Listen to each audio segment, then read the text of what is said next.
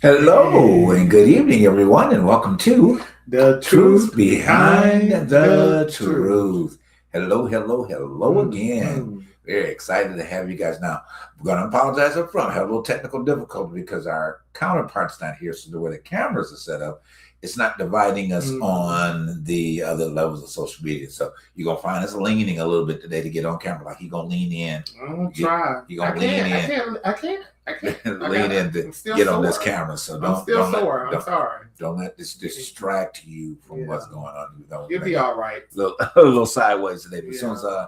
Charles gets here, it'll even itself out. Just It won't give you technologically. vertigo. I promise. If Yeah. you can't see me, we won't give you vertigo. But if If you're on you the main screen, you can just see. just level yourself. You'll be fine.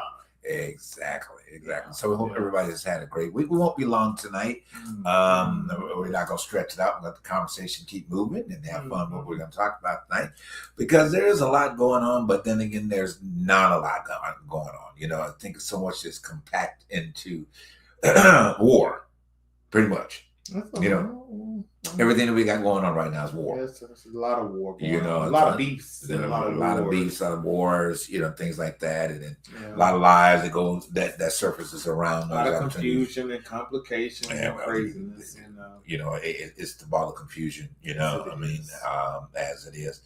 But you know, this is what we said week after week. This is what you signed up for. You know, That's right. We didn't have to go down this road, nope, but you sure did. wanted to because it was entertaining. Well, let's not blame everybody. No, I mean this is what people said when the Biden was president. It was boring, but they wanted to be entertained. So now we're being Oh, they're getting entertained, entertained and I now. hope this entertainment is not wearing you out because I'm being entertained myself. I'm looking at the gas prices going up, and and Memorial Day is coming around the corner too. That is entertaining. Yeah, I hope you saved up your pennies because I'm telling you, it's going to be a high price to just travel clear across America.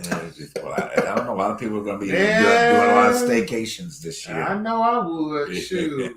I wouldn't be. I mean, to be honest with you, if it's not important, don't leave the house unless you really, really need the house. It's gonna come down to that now. Right. You know. Well, a lot of people say they're not leaving the house anymore. You know, which is not an odd thing, but you know, give me a work at home job. Then be yeah, a reason to just be a reason to stay home. Just a work home. So work at home. I know we got one little short trip coming up. We ain't going no further than that because it's 4 hours away. That's probably going to be 2 tanks of gas between there and there to, you know, to get there. I don't know about that. You think it's going to be that type of a gig? Yeah, well, I mean, to be honest with you, that type of a drive going to consist more. Well, it's only 4 hours. Well, it's 4 hours, you know, to go there. To the sun, basically, the sun is going to really, drive all. Yeah. Let's talk. What we're going to talk about tonight? Yeah. Well, I'm going to get into it. I just wanted to. Well, I know one thing we could talk about. Oh, I wanted to start with the Met Gala real fast. Yeah, to do that. Well, first of all, let me apologize. We don't have a picture for the Met Gala last night because it was just like all over the place, and it takes a lot of work to get clips together for you guys. Something about art. I know, displaying, you know, the trueness of art. You know what it was about. Honestly, I think that it was. You know, again, I'm always a fan of the Met Gala, just to see what fashions and things like that come out. You know, I mean, at the end of the day, and I thought it was pretty good. I enjoyed a lot of the. Como Domingo, I liked. Some people say he looked like a Rubik's cube, but you know, I don't know. He looked like a jester to me. Yeah, well, you know, but I really liked it. He just never misses. You know, no. There were a couple of other gentlemen. I don't know their names, but they had these great capes. One gold. One guy was really buff, and he had like this thing going off and part of his chest out, and you know, and not so much at that end of it, but it was a really, really captivating outfit. Another guy had another one I really, really liked. I liked again, forgive me for not knowing the names of all these people, but who knows them? I'm lost in the sauce with all these new celebrities. I don't know anybody. Well, they're just people to us, so you know. I don't know. Yeah. But I did enjoy. I thought Beyonce's was good. I thought it was real creative because you thought that was a nice. Yeah, because it was, it was actually the skeleton of the body itself done up in the diamonds or rhinestones, whatever she decided. I thought it was kind of. I didn't like the headpiece though. That part I didn't. I don't think that was her best look. I'm sorry. I tried to make it look nice. Okay. In my mind, but I just couldn't make it the way I wanted to make it. You be trying to I could see where she was going, but something about that midsection just wasn't working. You didn't like that part. That midsection was kind of hanging. It was a part of the skeleton that the frame with the bones and all that was that. So I don't know. Blue Ivy beat out her own mama. Yeah, we won't talk about that one. Blue Ivy did better than B. I'm sorry. They should have went. They should have went in the same dress. Yeah. I don't know. I just didn't understand it. I tried to make it look nice. Yeah, I wouldn't bring the child up because I have this thing. Okay, that I'm sorry. Blue Ivy is 14 years old. She does not need to be at the Met Gala. That's just me. I know he says something different about it, but that's just me. I think she's too young to be being at this type of level of exposure to all these things. We talk about what goes on in Hollywood and blah, blah, blah, blah, blah. But, Blue Ivy is where Blue Ivy needs to be, right beside her parents. Okay. Now, the only thing that would trouble me if she went and did that carpet by herself. How you doing, Charles? Welcome, Charles. Welcome. Good evening. I know it's about that time of the day. But anyway, let's keep it moving. So we let Charles get it together as he's getting his look together on camera. Look at Charles, look sharp. All right, but anyway, and then Charles. About the show Charles and Charles. Oh yeah, Nicole Kidman's daughter was there as well. And. So they did adjust the age limit because you're supposed to be 21, to be able to go to the Met Gala because of all things. So they did adjust the age for her daughter to come because she's one of the the hosts or whatever it could be. But I think I did like Nicole Kidman's dress. I love the form, but I was like, this girl is like real snatched. I mean, she was tight. She don't eat. Well, none of them eat. None of them eat. None of them eat. And one thing, people. The image is everything in Hollywood. So, when you get up in age, Well, Nicole was not young, but she looked very, very good. Nicole was like 60. There you go. Ain't she like about 60, Charles? She's about like 60 years old, isn't Nicole Kidman? How old is Hallie? Yeah, somewhere around there.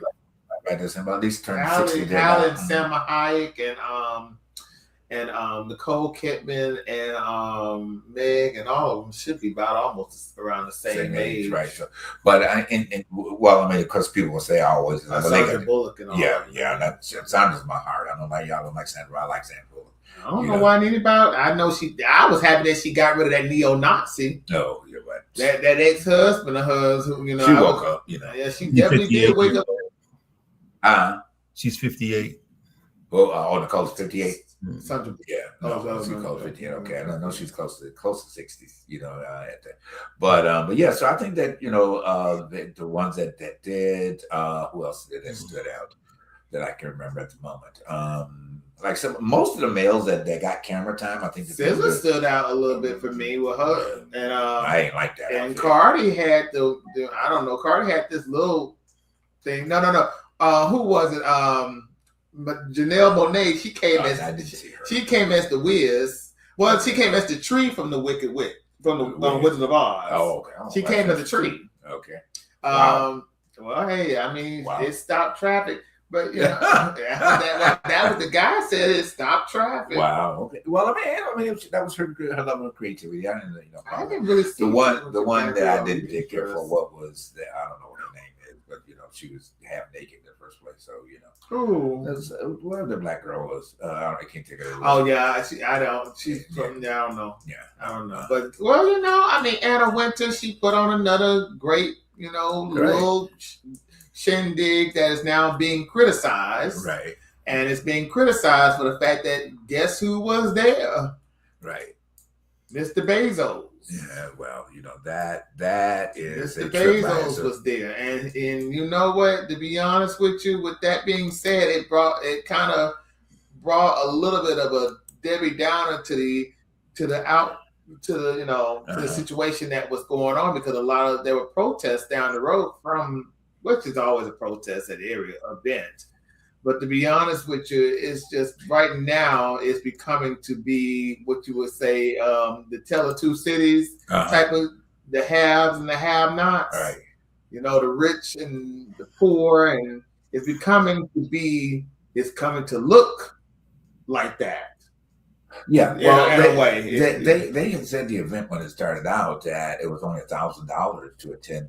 To attend the event to the what 30-something years ago, what it was, but now it is almost at $100,000, per ticket. When you're in that level. So, however, which I did find out yesterday too, and then we're gonna move on. I'm gonna talk about the Met Gala all evening, but that if a person does not have the fee, they do not stop them from being able to come to the event, which I thought was really excellent. I think you have to be invited, right? Well, don't you have somewhat, but you have to make sure to make the list. But hold on. But the thing that I did like is that if a person did not have $100,000, which I just don't see some of the people that walk that carpet have $100,000 to give away. I mean, because I know they got some big contracts. He hadn't been invited since Ryan Murphy was invited. Okay, well. I mean, he hadn't been invited. He has not been invited since Ryan Murphy went. Okay. So I mean, I don't know. You have to. I don't know how this works, but I thought you were supposed to get invited. Well, you probably still. I mean, you should have. Whatever. So. But again, back to the point that just looking at the upside of it, a little bit there. So I'm glad to hear that if a particular person that's invited where does not have that extreme fee, that they can get in, and some people have gotten in for not having to pay anything at all. So which is good because it just shows the humanity in it. I guess if you want to look at it. We should have what you call there should be like another gala besides the Met Gala. I think there should be something else that people can do to raise money. Oh yeah. I mean, do you have an idea how other people could raise money without having to put on clothes? Well, oops. Oops. Yeah. What we do? There's a few girls that down in Hollywood nowadays that are wearing very less clothes and they're making money. So there you go. So kudos to the Met Gala. All right, so we move on to the Devil Wears Prada 2. Man, it was worth the wait. Yeah, you liked it. Yeah, you liked it too. Really? I kind of fell asleep towards the end. Oh wow. We always I kind of fell asleep, but it was good. I mean, the writing was good. It was good. It moved. I think what happened for me. Now, this doesn't mean that I dislike or didn't like it all.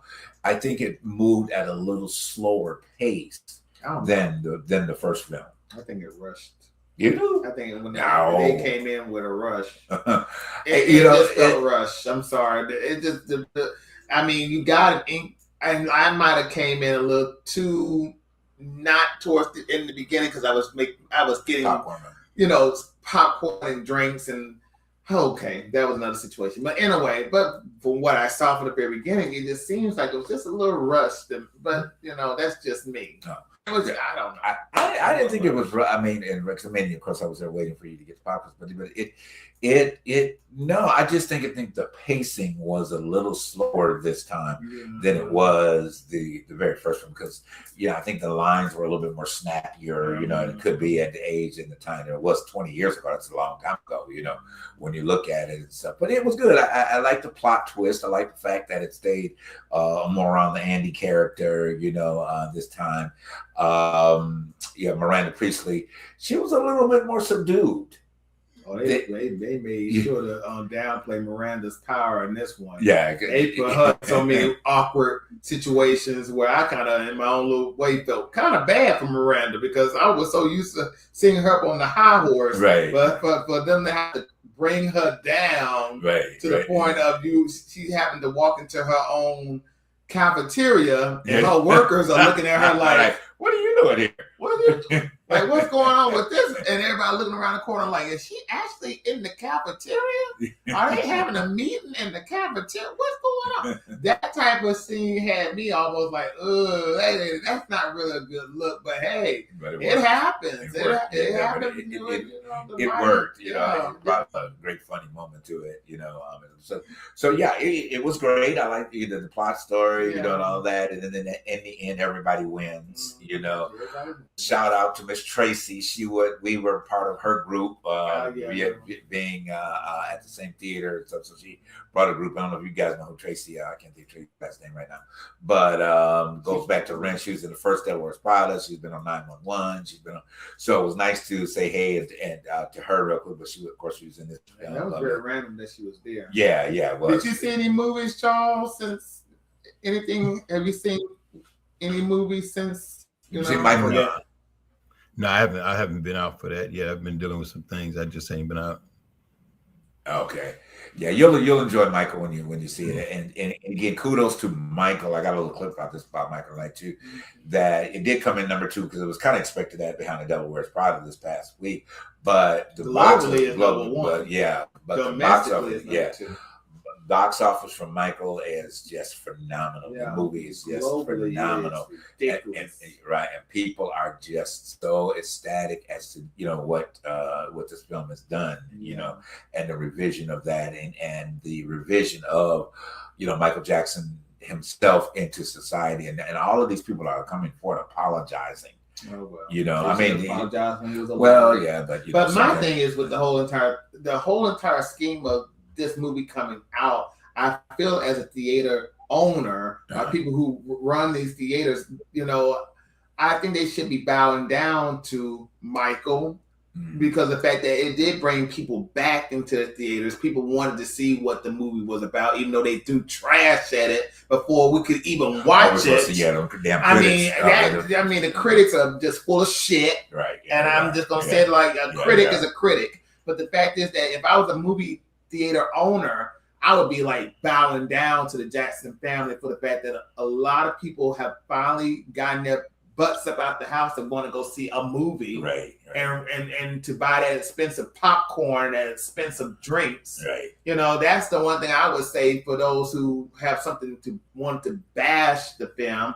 You better be grateful that at least it brought money back into people back to the theater. To the theater, yeah, right, yeah, and it's still going to be done. I mean, it's estimated to do 400 million. Or more. So I mean, it's got, or it did. I think it did do 400 million. But anyway, it's breaking all kind of records, and what they anticipated and putting them bad ratings out there real quick. Well, that's America. Yeah. That's domestically. They Yeah, because Michael was well loved all over the world. Yeah, so globally he is killing the game. Domestically, he's here killing the game too. But they had to put Devil on. I ain't got nothing against Devil Wear Red Prada, but it is what it is. There's always a motive to everything. They promote one thing heavier than the other. Well, yeah. I mean, that's always the case in most situations at the end of the day. But anyway, here's a real quick clip. Then we're going to go on with this is just your fire kind of alluding to the possibility of part 2. We are already working on the sequel. It will be an even grander and more necessary work. The first film ended at the peak of the bad tour, but I know that the story after that is far more complex and challenging. My uncle spent decades enduring a level of public pressure, illness, and inner struggle that most people can't even imagine. For the sequel, there will be some very difficult material to handle a great deal of controversy that we must face. The entire team, and I know that we are not just telling the story of a pop superstar, but of a human being, someone I was very close to, and what he was truly like during his darkest moments. These stories must be told truthfully and completely, because that is the greatest respect we can show him. For many people, Michael's story ended when the credits rolled, so I don't expect this journey to be smooth sailing, but I will give everything I have to ensure that audiences can see his entire life on the screen.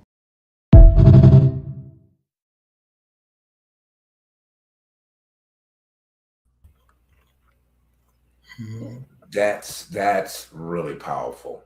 Well, tell the story the way you want to tell it. Right. Don't give into these fools. Yeah, let's talk about him real quick and how he articulated that, and gave a lot of credence to his uncle, and really mentioned in the fact of how they're going to explore more, in the next series.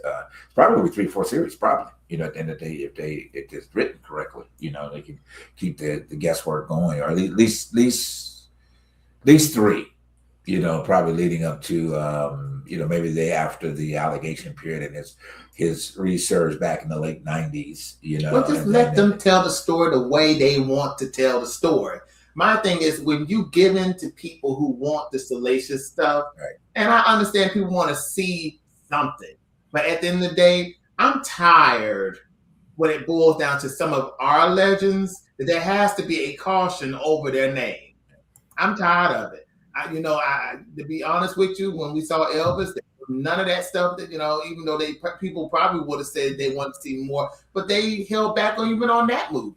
So I'm like, don't give in. Show Michael, show him in his dark moments, but don't give these fools what they want. Well, don't do it. It ain't worth it. They want to prove another case again, which was a lie. They want to make that a true fact. Yeah. Charles, go ahead. What do you got on that, Charles? I'm just looking at the fact that everybody wants to know the truth, but like Darwin said, you do what you do because you want to do it. You don't just cater to people. You don't have to give all that. They give a lot of folks their flowers, and without going into all of the dirt and the nastiness. So it's just a matter of who's in control of the project. Yeah, no, and I get you there. It's just something about. I think that the people were so fascinated with Michael, during his success, his rise, and what he accomplished, that it was hard not to believe the unbelievable. And how part of humanity, that's not a good part. Humanity figures that if you're that successful, there's got to be something going on. So when the allegations came up, and then of course the fact that he was surrounded by children, which they, totally threw out of whack in a situation like that, they leaned toward making that become a truth in the mind of people, in people's minds. Because there was a motive to it. Because there was a motive to it, and it was a motive right to destroy him. Because at that particular point in time, Michael was one of the most powerful people on the planet in terms of the music and the industry. He was still a black man. Well, I hate to bring in race because race, but at the end of the day, he was still black, and to have all of that, to have all that influence, all that power, all that fame, all that wealth, something had to crack on purpose. Right. Something had to crack. Right. Something had to give to why somebody like this could be this influential. Right. There cannot be somebody like this that can be this influential. Right. We have it's just the status quo wouldn't have allowed that to just go with untainted. Right. And to be honest with you, with the fact that there were people who might have said like something's off, but why did that? Well, why did it have to matter? It had to matter because he couldn't be so great and so good. There had to be something that really had to stick. So he was either wacko jacko. He liked to sleep in hyperbolic chambers. He liked, his nose was changing. His skin was lightening up. His hair was straightening. He, the fact that he decided to buy up the Elephant Man's bones, which never happened. Right. There was always this punch and jab to see, there's got to be something. And then all of a sudden you had people who wanted his money. They pulled this pedophile shit because it was never the truth. Right. It was a frame up. Right. Even Sylvester Stallone's mother, who was a tarot card reader, said it was a frame up. Mm-hmm. And she called it in 2003 during his second trial. She said, he's going to win this case. Right. She said, I saw it. I have seen it. He's going to win. He's going to come out ahead of everybody, and he will be the king of pop. It's on Google. You can go read it. And I remember when it came out in real time, I remember reading that. Mm-hmm. But the fact is it was a frame up, and the government set him up and the public, well, hey, they wanted something like that for that man. They wanted something on him. They wanted that. Well, it gets, as I said before, unfortunately, sometimes you get your victories back from the grave. That's right. And, that's one thing for sure. That's definitely happening, and the apologies are there. And, at least that knowing that he is a spirit, and the spirit can always look back and say, you know what, hey. You don't know what you got till it's gone. Till it's gone. Joni Mitchell never lied with that. Joni Mitchell never lied. You don't know what you got till it's gone. That's right. So yes, I get it. I get it. But you know what? I'm still a fan. I've always been a fan. I grew up with him, and I'm going to continue to be that fan. Right. So let's go and do a shift. Let's move on over to Washington here and what's going on with that idiot. So one of our favorite people we like to point out, I can't think of her name, but she had this great, one I like to mention. I can't think of her name right now, but anyway. So this was her take on what was going on. I am so sick and tired of hearing people say, I don't do politics. That sentence should embarrass you in 2026, because whether you do politics or not, politics does you. Politics decides who gets protected and who gets policed, who gets health care and who gets buried early, whose neighborhoods get investment and whose get surveillance. And for Black people especially, let's be clear, politics has never been optional. We didn't get dragged into this because we were curious. We got dragged in because the laws decided we were property, then second-class citizens, then disposable. Every right we have came from somebody doing politics when it was dangerous, exhausting, and deadly. So when our Black brothers and sisters, nieces and nephews, aunts and uncles say, I don't do politics, what they're really saying is this: I am benefiting from sacrifices I refuse to understand. That's not neutral. That's just crazy. Silence doesn't make you above the system. It just makes you easier to ignore while the system keeps moving without you. If you're alive in 2026 with fascism trending, rights rolling back, and corporations running the government, and you still don't do politics, you're not disengaged. You are uninformed, unprotected, and participating in your own vulnerability. Politics is not a hobby. It's survival. 92% girl power redefined.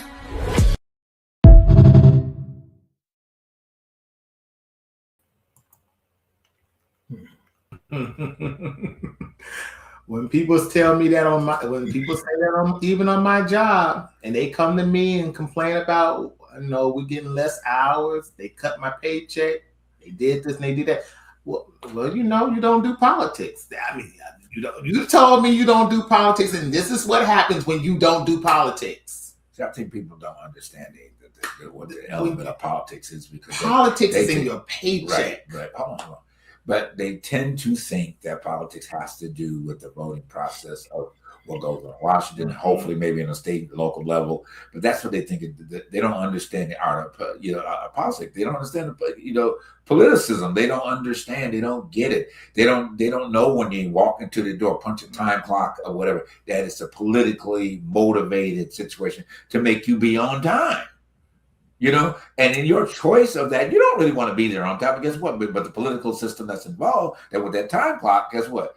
You go, or what was it nowadays? You take your finger. They don't want really be. You got to put your finger or your thumb on the thing to read you when you come in to make sure you're not talking with nobody else. So that's political. But I think that some of us don't get it. Right. But I think that the loss in that was this generation that makes up a great deal of the political perspective has really tainted the idea of people. Okay. And the understanding that, because when you took the opportunity to learn the political platforms out of schools and government and all these things, what else is left? I will say this: stop listening to people who don't mean you no good. Entertainers who will tell you right up front. I said that today too. Do not listen to people on, hey, I'm gonna be up front. Some of these folks, they will tell you, well, I don't I don't think politics is that important, when they're not even living in your tax bracket. When you have people who will tell you, who would need your support to just, to say, well, what's going on over here is not that important. You supporting me is important. That's a problem. That's a problem. And you have a lot of this is a celebrity-driven country. Right. People put Trump in there because he was a celebrity. You understand? Whatever he said, Trump everything else because, well, I know Trump from The Apprentice. What did The Apprentice have to do with him being president? But then that's what people felt like they knew him. I know the guy. The guy does great deals. He never did great deals. He has always had bad business, have done bad business, and had really at times have went into bankruptcies. But the saddest thing about the American public, we are punks for these celebrities. And that's what gets us all the way messed up. Even when it comes down to the people that we work for. And now I think that I'm saying this just to say, we got to wake up to the reality is that we are all that we have at the end of the day. And you got to understand that the system that you're participating in is not going to work for you until you get up off the couch and do the work. Forget about the federal, but understand that you have to state and local. Because if you can't get into your state and local, then I'm sorry. So don't worry about the federal. At the end of the day, you don't even understand the state local process and what is the purpose of you trying to get. And break down the state and local for those who are in the back seat or in the back room. What is the state and local? Oh, I mean, well, your city council, okay, starting with your city council, or even let's put this down to your community, because this representative is right in the community. They're not even on city council, but they do rallies together to get an agenda together, to get an agenda pushed to bring to the city council, and then hopefully from that the city council will adopt it, and then it goes on to the mayor to sign it off, and the list goes on. You're going from there, and you're going to the government, the state, the governmental level. You have government selected individuals that are part of your state, which is your Senate, your House representative. You know, the states represent exactly what the federal government should be doing. Okay, that's your close hand representation of what it should be. But most people don't understand that process.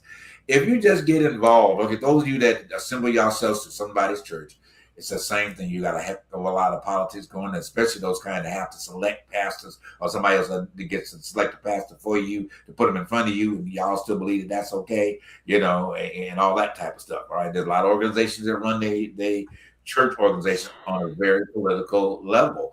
I was a part of one of those at one particular point in time, and I seen family members get moved right up the top. Because guess what? Because their daddy, I mean, their cousin or their brother or whatever was a bishop, so they get pushed right on up the pole. You know, to a different. So they were pushed up the pole, wasn't it? Yeah, okay.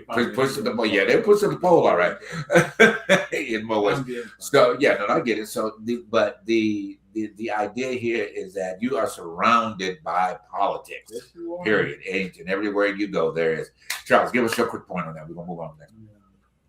It's just a matter of, like I said, there are usually a lot of factors involved in what we do, and one of the factors is that there are about 30% of Black Americans were registered to vote in 2024. That's right. 30.4% of African Americans who are of registration age are registered. That's a lot of people not participating. So a lot of folks not in there. And then you also got to remember the fact that all politics is local, like you just said a few minutes ago. You know, that's like in Georgia, they call it a black area, but it's run by white people. The state legislator, the congressional, state the state lawmakers, they're all Caucasian. So how do you have and same with Mississippi and Louisiana, all the lawmakers and everything are in Louisiana, they're squeezing out the Black vote. They say because they don't want it to be racial. Well, you know, and to that point, but you know, I think that we have to kind of take responsibility to some of that, you know, in the communities, because it's not taught in the community that you have a valid voice in the political system, you know. So by that process, nobody actively pursues it. You know, it's not said to the kids. Now it was said to you. Yeah, well, I'm saying stuff you do, but Charles and I, in our demographic of age where we did kind of hear that a little bit, you know, but as a role, it still is not pushed in the community. You know what I mean? At the end of the day, we were talking about community earlier. These conversations this is what you should be sitting down talking to your boys and girls with, not trying to figure out what all this nasty rap and everything that they try and all the type of stuff that's going on. These conversations are the things that you should be influencing young Black potential politicians to pursue these things. But see, you want to put them in front of a baseball bat, basketball, or a football and think that's going to be the whole, center for their entire life and around surrounded by sports, and you're making a serious mistake. Or you push them somewhere into the church, then the church ain't doing nothing about it at the end of the day. Rather than sitting down educating them, not necessarily expecting the school system to do it, but you can educate on political science right in your own home. Just sit down and watch the news. Just sit down and have a conversation about it. Watch that fool in the White House. Talk about what's going on, what's going on in Washington this morning. Create a hunger for the knowledge to be able to empower people to see things differently. But if you're not creating that in your home, then we don't have an allegiance of young Black people that are eager to become in a political platform. They were talking about today that that they out here with Maxine Waters and a few of these others, they were having this meeting and said, y'all need to sit your ass down and get out the way. Basically, what they said. She said, you all, and this is what they were telling Maxine. They were telling Maxine. Make my orders right, y'all need to just retire, because you guys are blocking those that want to come in and be a part of the political system. You're stopping them because you're holding up their seats. Well, they're baby boomers. Well, no, they baby boomers. Yes, they are. She older than a boomer. No, she a baby boomer. She an older boomer. No, she a baby boomer. And I hate to say it like that, but to be honest with you, when it boils down to it, like Clyburn and all of them, they don't want to move and get out the way. Right. And that's a generation that has lived through when things were affordable. No, when things were affordable. I'm not talking about, we already know about Jim Crow, but I'm talking about economically. Mm-hmm. And they have thrived. Mm-hmm. But the saddest thing about the situation, though, with all of it, is the fact that you got a bunch of young dummies who think, well, I can get tangibles by forcing them having to sell me to vote for them. Now I can just sit on the couch and not even, and make them work for my vote. And in my mind, I'm like, how in the hell are you gonna get tangibles or anything by making somebody sell something that you ain't gonna get up and do? If you're not going to get involved, fuck a tangible, fuck a reparation. Mm-hmm. It ain't coming. Right. Because you haven't put your foot down. Right. You haven't even got involved, stood in line to say, wait a minute, y'all, we got to do A, B, and C, and D. But no, you're going to sit on the side and complain about the fact that you ain't got what you could get out of the Democratic Party. They ain't even say shit about the Republicans or the Independents or anybody else. They just throwing stones at the Democrats now because they're like the easy target right now. Right. The Democrats ain't doing shit for the Black folk. They ain't doing nothing for the young folk either. Well, first of all, we have to stop this shit about what somebody's doing for you. Thank you. I say it all the time. What somebody doing for you. I say it all the time. Okay. Now you may not agree with him, but John Kennedy said it very best. Ask not what you can do, what your country what country can do for you, but what you can do for your country. Slow it down and say it again. Ask not what your country can do for you, but what you can do for your country. Basically. Okay. So that was a very prolific moment when he said that, and it sent a shockwave over to a lot of people in the process of that, because what he's doing kind of prophetically is speaking to a generation that came down the road at the same time. Because the mindset of people expecting the Americas to do what they needed to do for them, and they're not contributing, wanting to give toward that, it was a mindset that was out there, unfortunately. Now, Charleston could contest to this as being a military person. At the end of the day, nobody at this point, and those of you that are watching right now, past, present, whether they're going to see this particular show, none of y'all, unless y'all a military person and have served in the military, can compare to what our counterpart, my dear brother here, can tell you about being in the military. What is a representation of giving to a country that you don't even get the respect coming back from your serving time. Okay, and still keeps pressing forward to being the American, being the person having at least a decent idea of what to move forward in this society, which is completely unfair on so many levels. Charles, speak to that real quick, if you can. We're gonna move on. What's that? Just about being a vet, and just how you have served your time, but you took the route to do for your country and not ask what your country could do for you. Yeah, I joined the military at 17, and I spent pretty much 7 years there, 4 of them active and some really crazy parts. I've been around the world twice, been everywhere but Japan, China, and the Philippines. I've been everywhere else. And it's hard to say that, within our country, there are things that to this day still make you shake your head because you can't understand why they are.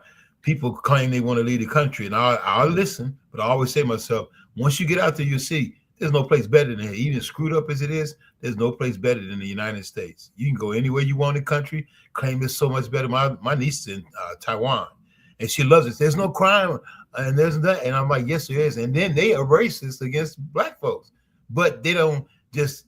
It's little subtle hints. You can see it everywhere. The little Sambo dolls and all that kind of stuff. But we're desensitized to a lot of the things that are negative against us because they become so normal. And one just like killing and violence has become so normal, we don't look at it sideways. We just take it as everyday occurrence. Right. Well, I mean, you for one know and understand that. Now, I slightly disagree about getting out of the U.S. I mean, I don't understand, like you're saying, in terms of there, but that yet also has to deal with the ones that are in charge of making a pathway that are great for all American citizens. Because where we are right now, it's becoming a third world. It's becoming a very third world country and rapidly. Right, to downplay what the greater benefits of being an American was, and all of the benefits that were part of this institution is being dissolved, which we know this past week, the voting rights has changed and all that. So that alone right there is not. That's a stab in the back, honestly. For the minority group of people that are part of this country right now. I can understand where Charles was coming. No, I do too. I do the too. Situation of how in other countries what we can get away with in this country when it boils down to just shouting across the street or just wearing random shit. Because you got to think about it. If you go into these countries doing what you think is what you can do over here, over there, you can go to jail. Right. You could be locked completely up for just the most random stuff. What was this guy went to North Korea and graffitied the sign or something over there, and it took for years or something like that to get him up out of there. But you have to think about it. Some of these folks, they don't understand. Yeah, we have a lot of freedom over here to do whatever, but you go walking into somebody else's country doing that same basic freedom, which is nonsense. You better hope and pray you can just come on home, because they'll hold up your passport and say you ain't going nowhere. Well, yeah, I mean, to that extent, I mean, there are extreme situations, but if we are not, how we started out this conversation, not we collectively, but collective group of people that have the ability to vote, make changes. If you don't vote, it can happen. Okay, and those of you who didn't vote, it can happen exactly the same way, and you will not be in a place as America's been listed to do, because they already wanted to censor what you say in the first place. Okay, I mean, one of my favorite shows, Jimmy Kimmel, he always is under scrutiny because he tells the truth in a humorous way about what goes on in Washington and that man in Washington at the end of the day, and now it's to the point that people are they're censoring themselves, but not even really saying anything direct about that man. So they are pushing toward the opportunity of removing those type of freedoms, from the gentleman that went to the press corps, the dinner, and allegedly tried to shoot the president from the lobby. Yeah, right. Okay. Anyway, his dilemma was the same thing that we're talking about at this particular point, the fact of losing the opportunity to have that freedom of speech.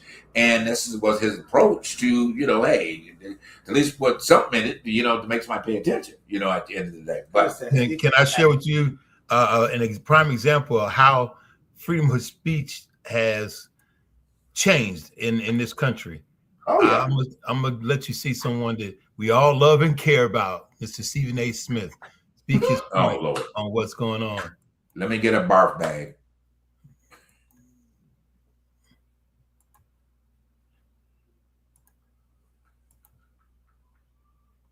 What's happening? Why is it? That every black person would vote Republican. What?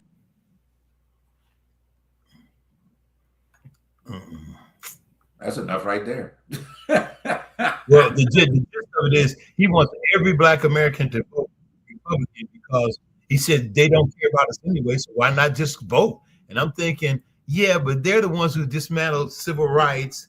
They're the ones that's out here trying to doing the income disparity. They're redlining our areas. They're gerrymandering our voting rights. But yeah, he talk about, but it'll shock everybody if we just vote Republican. It will shock everybody. Yeah, but that's like telling the slave masters, why don't we all be slaves and show them how it looks?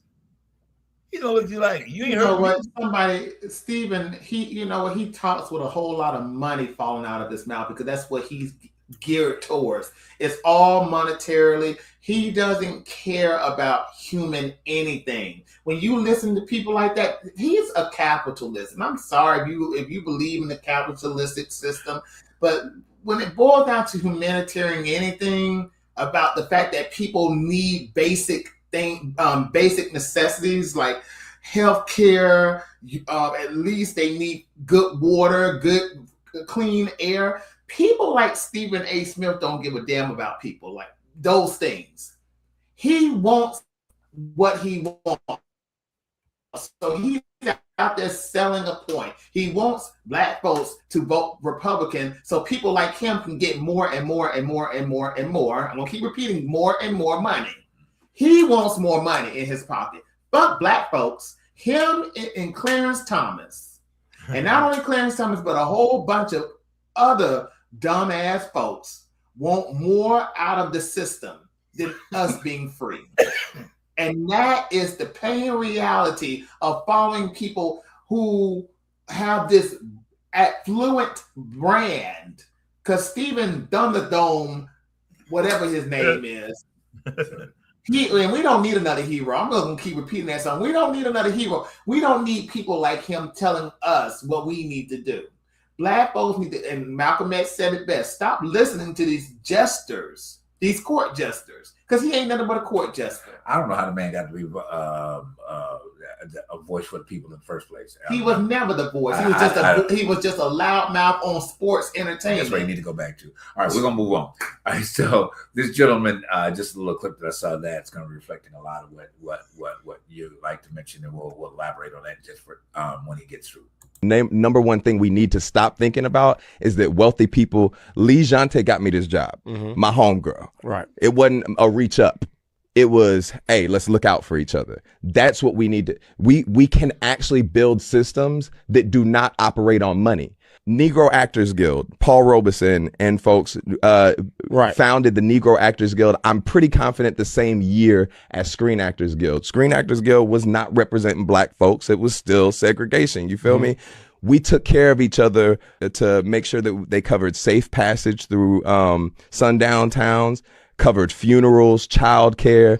It was a union. Lena Horne, all these folks participated. It was a union. Most people have no idea that we had our own black union before the Civil Rights Act. It's not necessarily that it was just a robust economy. It was a robust system that could operate outside of their systems, that could operate outside of capitalism, that could operate outside of profit, that we could take care of each other. We had our own school systems. We had our own medical systems. Even if you're going after the Civil Rights Act and you're thinking about the Black Panther free breakfast programs and free clinics, that established what breakfast in school is right now. You get what I'm saying? Of course. We established those systems to take care of each other that ain't had shit to do with money. We can build that infrastructure right where we are and support each other and truly protect our stories. To the point that you're talking about, what I'm saying is that an intentional effort for us creatively, economically, and really socially and emotionally to take care of each other. There are too many talented people that I know that are trying to break in, way more than there's ever been. Too many people I know. as our town and our business and our cultural part of this business continues to be dominated by the same creative voices for 10, 15, 20 years. The barrier to entry, I feel like, is becoming intractable. This has nothing to do with me. I have access to all kinds of people, can get anything that I want to do. But it frustrates me a little bit to see that there are a lot of people who just are having problems, and these people are Black. And in our industry, there is tremendous inequality amongst us, amongst Black people. There's just a huge difference from the top people to the people that are trying to get in. And the only thing I'm trying to say is everything that you're just saying is examples of us taking care of us. How do we do it right now?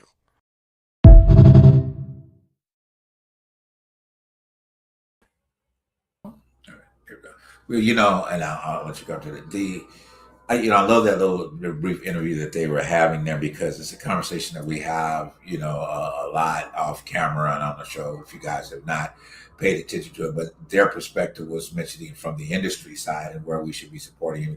But that's a constant behavior that whether you're in the industry or not, it should be that supportive group that you can always go to and have that type of, that allegiance to one another. But the question is that, like you said, where do we start to having that? Who is going to step up or step into that role and consistently stay on that role and get everybody moving? Now, there are people out there. Now, let's not, cloud that out. There are a lot of people out there that are really wanting to address this particular issue. And I think what happens is that issue gets clouded out because of the bigger picture by the different ones I won't mention right now, but because they seem to be at the top of the chain. So what's expected is for them to be the leaders into this wave of development to elevate, whether you're in the industry or just an independent person on the street.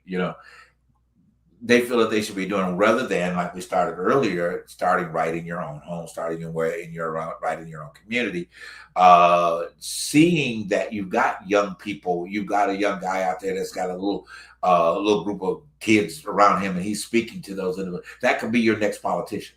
Of course, most of the community, that's going to be your next preacher. Everybody ain't meant to be somebody's preacher, and the way that's falling, y'all didn't want to be nobody's preacher. Anyway, so. It's a thing that we've got to make a decision and start making movement, no matter how it's been. To stop expecting people of means to make the move. Martin Luther King did far more, without a bunch of rich people around him, as you would say, at the end of the day, than most people do in an hour. You know what I'm saying? His one thought that most people did. I love how that old caption from the Army used to be. What was it, Charles? We get more done what is it? And we get more done by 6 a.m. than most people do all day long. Yeah. Or something. But all I'm saying is that we those conversations are great, and I'm assuming these two gentlemen, they're both actors, they're part of the community, but they're elaborating for the fact is that even in that there's still a struggle. It's still a struggle to tell the stories. It goes down to, like, I had a conversation about Sinners, and then somebody was saying to me, well, do you really think that it was a good movie, and what do you think about this, about it? I said, yes, it was an excellent movie.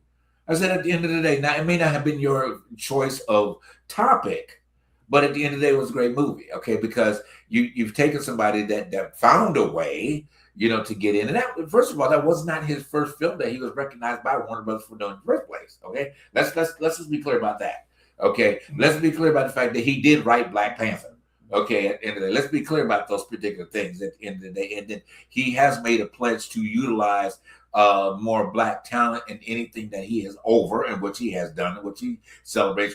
Speaking of Ryan Coogler, so when people start making conversations about stuff and saying stuff, you have to pull yourself back and ask, well, why are they saying this? Do they feel like they deserve that? But go ahead. We got it. The egos got to leave. Okay. And that's one of the biggest issues when we are amongst each other. Egos got to be pushed to the side. We need to learn how to love thy neighbor again. Because to be honest with you, you can't just to hold a conversation sometimes. It always goes left.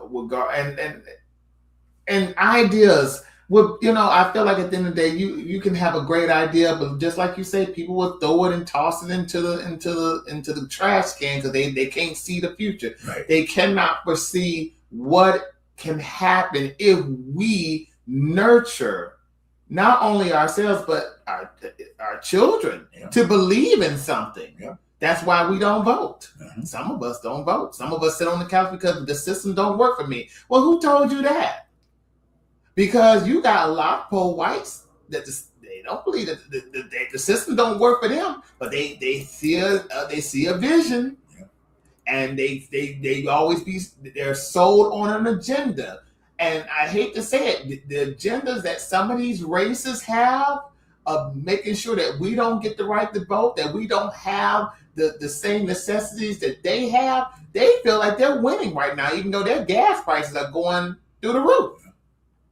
And not even thinking about the fact that because of what they feel like, well, the agenda, my worldview should be that there should not be blacks having the same, or gays having the same, or women having the same, or even down to the fact that we don't want the mentally and the disabled to have the same. But still, in other factors, they're suffering, but they don't see it because they see a vision. As black folks, or anybody that looks like us, we need to have that very same vision, but for the good of the community. Right. We need to have a vision. We need to a cultural reset. We need a cultural reset. I'm gonna keep saying that. We need a cultural reset. We need to get back to the foundation of what it is that makes us unique. Well, and to be honest with you, what makes us unique is community. We have always been communal. See, the thing about it is nowadays, and I'll let Charles know, wrap it up with Charles.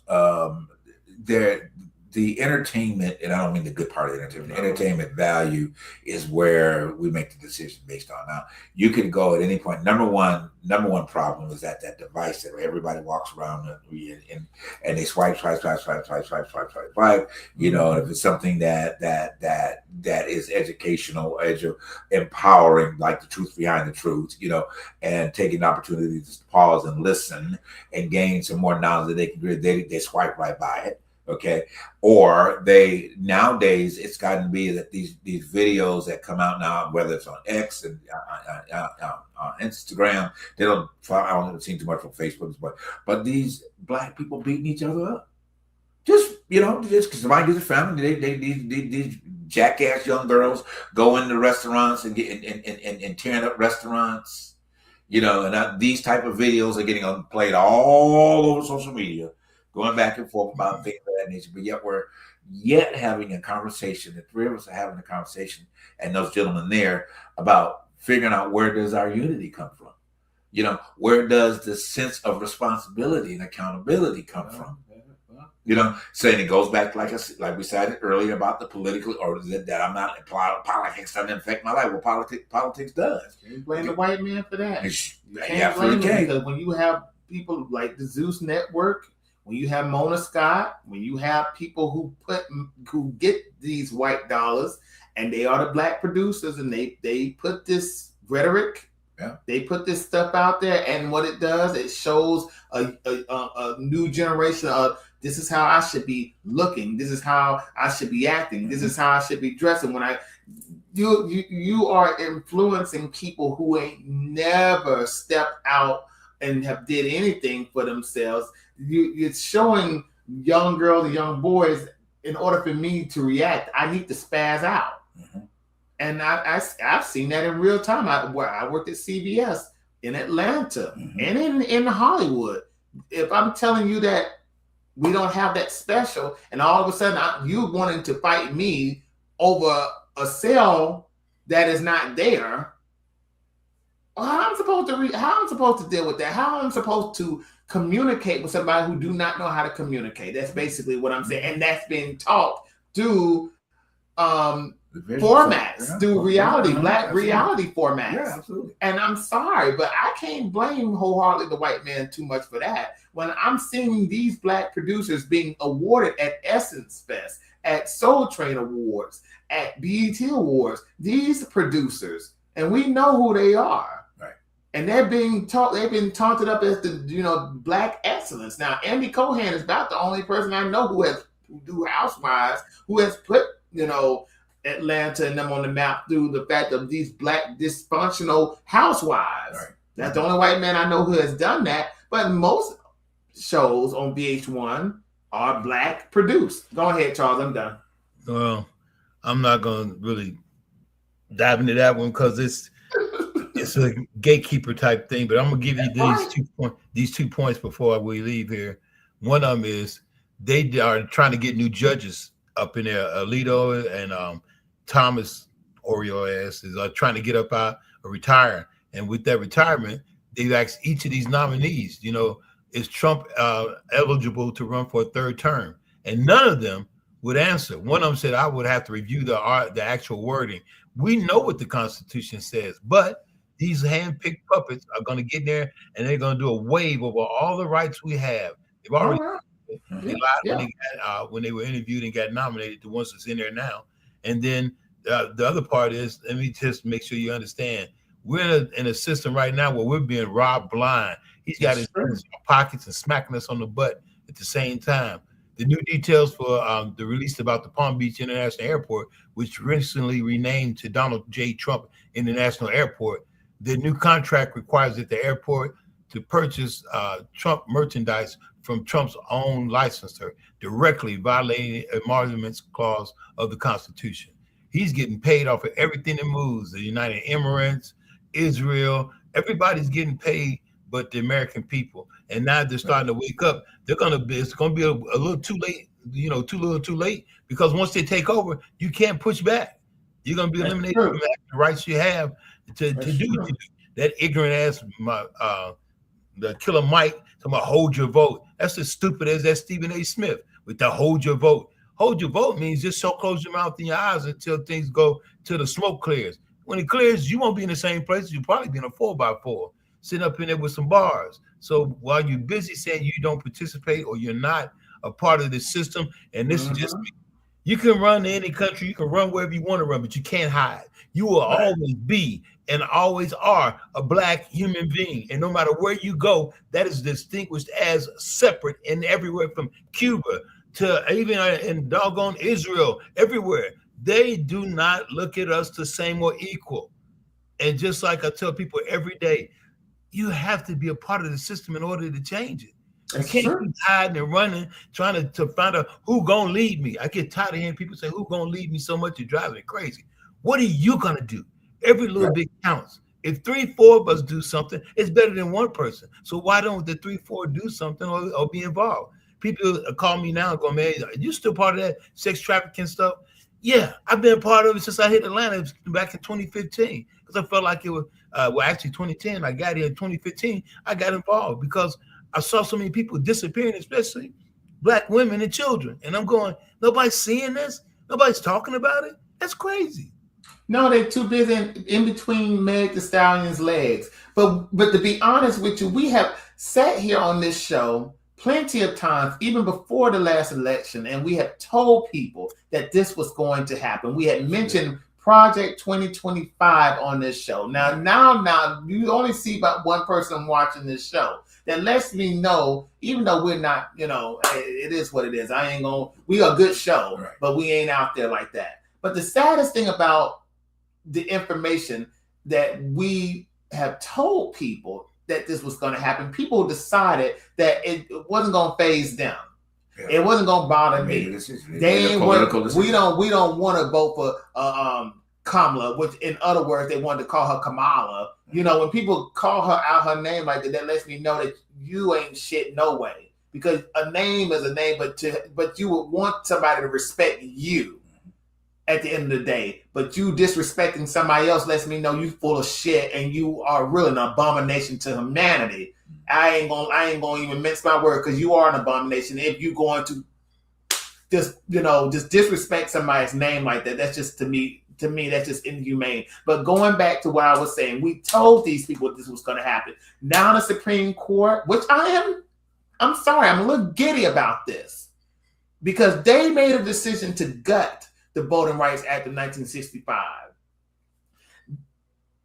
if you are my age, I'm 39 years old. I'm 39 and under. If you don't know the importance of your vote and the reason why you should vote, I'm sorry, you lost. You are lost in the sauce because these people are fighting to get rid of our right to vote. If they've been trying since Reagan, they've been trying since Lyndon Johnson.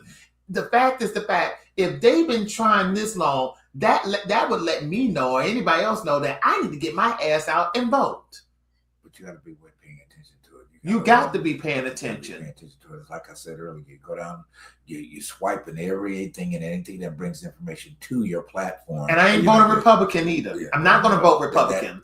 I'm not going to vote Republican because of the Southern strategy. Most racist, most neo-Nazis, more misogynists, more sex traffickers are Republican. And because it comes with monetarily gains. Because, the saddest thing about it is that Stephen A. Smith, I would want to call you something that I would hate to call anybody else. You are full of it. To want to tell black folks to vote for the very same party that would want to enslave us.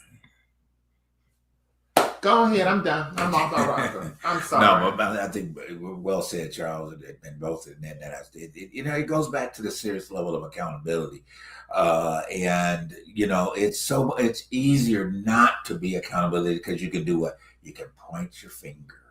You can point your finger when you're not accountable, and you can say, well, this is that and that's that. Look at that girl over there fighting, and she got her head, they pulling her weave out of her head, and because she's not accountable. She's not accountable for her actions. She's not accountable. I'm using the restaurant scenario and the fights or whatever. She's not accountable. She wasn't taught accountability. That wasn't a part of the community of where she was raised. It wasn't her grandmama wasn't accountable because grandmama would not allow that to happen. So until humanity, typically black humanity, really finds itself in a level of accountability, what can I say? So I'm going to end it with this little motivation. And maybe it'll touch somebody, see something a little bit different, and maybe it will become a little bit more accountability. What we have to understand is money is a frequency. And when I say frequency, that means it's a mental and emotional state, right? So a lot of times it's hard for us to receive money because we live in a frequency that we are unworthy. You live in a frequency that you don't even think you're valuable enough to receive that amount. If I asked you, is $1 a lot? You'd say no. Okay, $10, no. $100, no. $1,000, no. 10,000, 100,000, $1 million. Yeah, nothing's changing. All we're doing is putting zeros behind it. That's all. These are abstract concepts. But then all of a sudden, when there's another zero, it's like, because we don't think we're worthy of it. But there's somebody out here, there's somebody who makes $1 million a week. And they're not saying, oh, that's too much. How is it this one number, this one thing can be two different things? The only thing different is he believes he's worthy of it. He believes he's not worthy of it.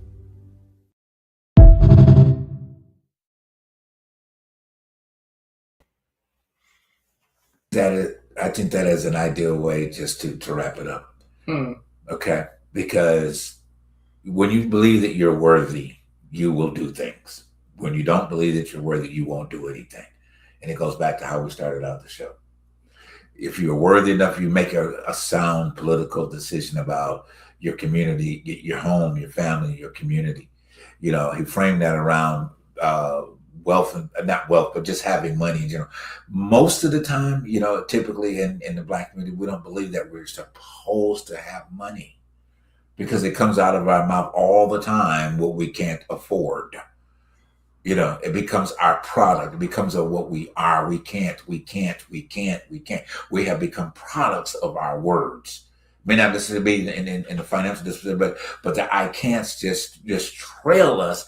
And every time we open up our mouth, I can't proceeds. It never comes with I can and I will and I am doing, because that requires you to be accountable to those words that have come out of your mouth. I say it all the time. I correct people, especially typically black people. I say, look, if you don't have anything right to say about your life, don't say nothing around me at all. Okay? Because I don't want that filtered into me and into my space. But we feel like it's a punishment to say something gratifying about ourselves. We feel like it's a punishment. Hear me again. We feel like we're being punished to say something gratifying about our own individual lives. But we wonder why we don't have the sense of togetherness that we talk about on this show from week after week. This is why, because we don't feel like we deserve it. People don't follow us because they don't feel like they deserve us, or we don't deserve them. Just pause about that for a moment. They feel like all that other bullshit that they follow, they feel like they're deserving of their time because it's an escape. It's an entertainment value. So it deserves my time. It makes me escape from the realities of what I have to deal with by getting me right so I can be productive in my own life, in my own home. Think about that for a moment. And think about how that just resonates or should be resonating in you to be accountable for your own selves. Okay, I could go on, but we're going to leave it at that. Okay. Accountability, number one. Okay, this tonight's show. I do, Dylan does, Charles does. Hope that you take this message if you're coming in late, watching it at another day. Share the show. You share every kind of other shit. Share the show. Share something that's going to be making somebody else's life different, because everything we talked about tonight, if you want to see a change in your particular life and what's going on with yourself and be the change that is expected, you're expecting everybody else to do around you, you be the change and find out the change starts happening around you because you changed yourself first. We love you guys. Thank you so much for tuning into the truth behind the truth. There was a reason why we named this show, this production company, The Truth Behind the Truth. There's a reason. And if you even meditate on the truth that lies behind the truth, you may be able to find yourself somewhere in it. All right. We'll see you guys next week. Thank you so much for tuning in once again. And we do sincerely hope that, you do go out and make a difference in your home, your community, and maybe your places of worship. See you next week. Bye-bye.